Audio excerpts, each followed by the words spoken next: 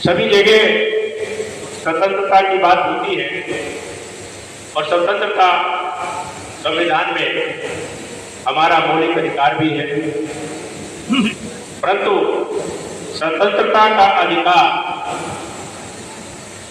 जिस प्रकार से कानून के दायरे में रहते हुए अपनाया जाना चाहिए, माना जाना चाहिए, शायद वहां पर कुछ कमी भारतीय नागरिकों में हम में महसूस हो रही है। स्वतंत्रता का मतलब स्वतंत्रता नहीं कि हम जो चाहे वो मन में करें। स्वतंत्रता का मतलब है कि संविधान के दायरे में रहते हुए हम स्वतंत्र रूप से अपने कार्यों को करें। समता, समानता का अधिकार हर व्यक्ति चाहता है कि सभी व्यक्ति समान हो।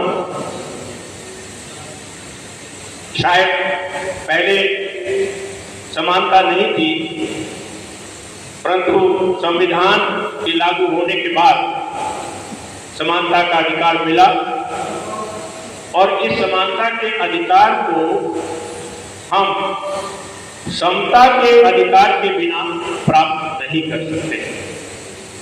अब समता और समानता क्या है?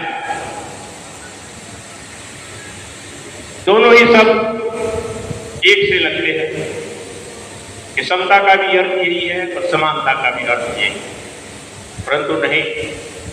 आज हम भारतीय संविधान में जो आरक्षण की व्यवस्था को देखते हैं वो समता पर आधारित है और भारत के सभी स्रोतों में सभी नागरिकों की भागीदारी होना ये समानता का अधिकार है।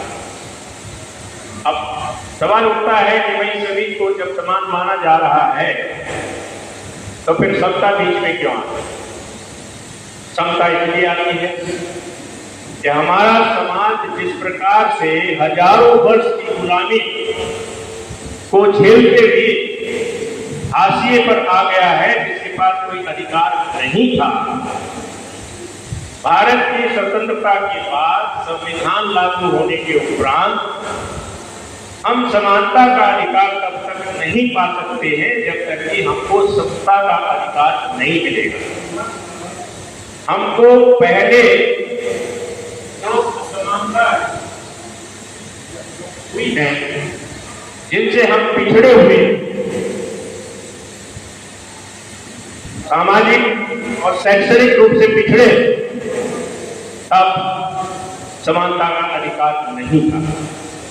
आज सामाजिक रूप से पिछड़े और शैक्षणिक रूप से पिछड़े वर्गों के लिए आरक्षण समानता पर आधारित नहीं हो सकता है, समता पर आधारित हो सकता है।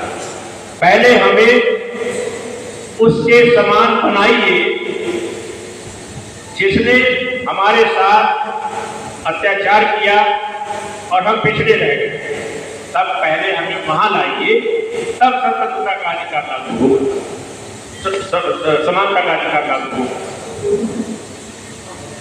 समानता में सबको बराबर मिलेगा, समानता में कुछ छोटा बड़ा करके सबको बराबर लाना होगा, तब जाकर समानता का अधिकार मिलेगा।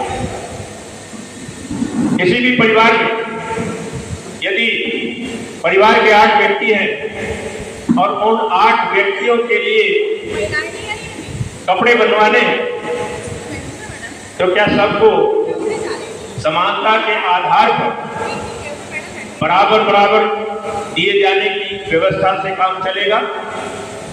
या फिर जो बड़ा बच्चा है उसका कपड़ा कुछ ज्यादा लग में तैयार होगा, जो मंझला है उससे कुछ कम तैयार होगा और जो छोटा है उसे सबसे कम मिलेगा? ये उदाहरण मैं मात्र इस बात के लिए दे रहा हूं कि हमें समता को समझना होगा। जब तक हम समता नहीं पाएंगे तब तक ये नहीं हो सकता, क्योंकि जो बड़ा बच्चा है उसको वास्तव में ज्यादा कपड़ा लगेगा तो छोटा बच्चा है उसको बाद में छोटा लगेगा। इसलिए उनको समता के सिद्धांत पर लाने के लिए, यानी कपड़ा उनको पहनाने के लिए, ताकि सबको कपड़ा मिले, छोटा बड़ा कपड़ा बनाना पड़ेगा। और यही आरक्षण का सिद्धांत है। जब तक बहुजन समाज अगले समाज के लिए उनके बराबर जब तक नहीं आएगा, तब तक समानता का सिद्धांत लागू नहीं हो सकता है। पहले समता का सिद्धांत लाकर उन्हें बराबर करना होगा, तब जाकर आप आरक्षण खत्म कर दीजिए या जो चाहे कर दीजिए, फिर सबको समानता के अधिकार पर लिए। अक्सर आरक्षण के ऊपर इस तरह की चर्चाएं होती हैं। दूसरा उदाहरण मैं इसमें आपको बताता हूं कि आपके पास 3 बच्चे हैं, एक छोटा है, एक बड़ा है, ये मझला है, एक उससे बड़ा। दीवार के पार कोई दृश्य है जिसको आप अपने बच्चों को दिखाना चाहते हैं, तो बड़ा बच्चा दीवार से ऊपर जा रहा है तो उस वक्त देख रहा है, मझला बच्चा दीवार के पार नहीं देख पा रहा, तो आपको उसको एक स्टूल देने की आवश्यकता पड़ेगी ताकि वो उस स्टूल पर चढ़कर उस दृश्य को देख सके।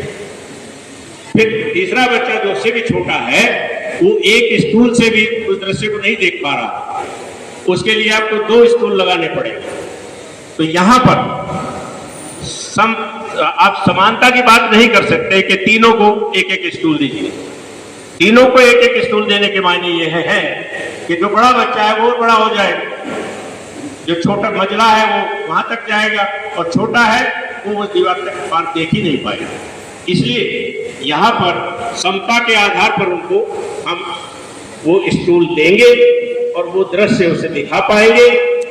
इस आधार पर हम जब एकत्र हो जाएंगे तब हम कहेंगे कि सबको बराबर करेंगे। तो समता बहुत जरूरी है, इसको समझने की आवश्यकता है। हमारा आरक्षण का जो सिद्धांत है वो इसी पर आधारित है। बाबा साहब अम्बेडकर के सिद्धांत, गौतम बुद्ध के सिद्धांत यदि आप ध्यान से देखें तो हमारे संविधान में समाहित है। शायद हम अपने दूरदृष्टि से उनको नहीं देख पा रहे हैं। बाबा साहब अम्बेडकर ने कहा था, शिक्षित बनो, संगठित रहो और संघर्ष करो। तो हमें आत्मचिंतन करना होगा कि क्या हम बाबा साहब के द्वारा बताई गई शिक्षा को ग्रहण कर रहे हैं, क्या हम आपस में संगठित हो रहे हैं, और क्या हम संगठित होकर संघर्ष कर रहे हैं। अक्सर देखने में आ रहा है कि हम बेसिक शिक्षा प्राप्त करने के बाद प्राप्त करने के बाद समझते रहते हैं कि हम शिक्षित हो। बाबा साहब का उद्देश्य ये नहीं था शिक्षा के बाद। बाबा साहब का उद्देश्य था कि उच्च शिक्षा ग्रहण करो, और जब तक आप उच्च शिक्षा ग्रहण नहीं करोगे तब तक आप वहां तक नहीं पहुंच सकते हैं जहां भारत में नीति निर्धारित होती है। भारत के सभी स्रोतों से समानता के आधार पर अधिकारों का वितरण, संपत्ति का वितरण करने के लिए आपकी वहां आवश्यकता होनी चाहिए। बाबा साहब को सब मानते हैं, लेकिन बाबा साहब की सब नहीं। कारण हम बाबा साहब पूछते हैं, हम बाबा साहब के जो संविधान दिया है, जो हमको दिया है, वो हमारे धार्मिक पुस्तकों से भी बेहतर पुस्तक है। तो गौतम बुद्ध की ये बात याद रखिए, उन्होंने ये कहा था कि देखो, समझो और फिर अपने बच्चों का भविष्य सुनहरा बनाने के लिए हमको वैज्ञानिक सोच अपनानी होगी। और इसी संविधान का अनुच्छेद 51 इसी बात को कहता है, कि हमें समाज में वैज्ञानिक सोच बढ़ानी चाहिए। तो भाइयों, कोशिश करो कि विज्ञान आधारित बातों को जानो, समझो और मानो, और शिक्षित बनो, संगठित रहो, संघर्ष करो। इसलिए मैं फिर कहता हूं कि हमको अपने उस महत्वपूर्ण अधिकार, वोट के अधिकार के आधार पर शिक्षित बनते हुए, संगठित होते हुए संघर्ष करने की आवश्यकता है, जिसका हमें प्रण लेना चाहिए। इन्हीं शब्दों के साथ मैं अपनी बात को समाप्त करता हूं। जय भीम, जय भारत।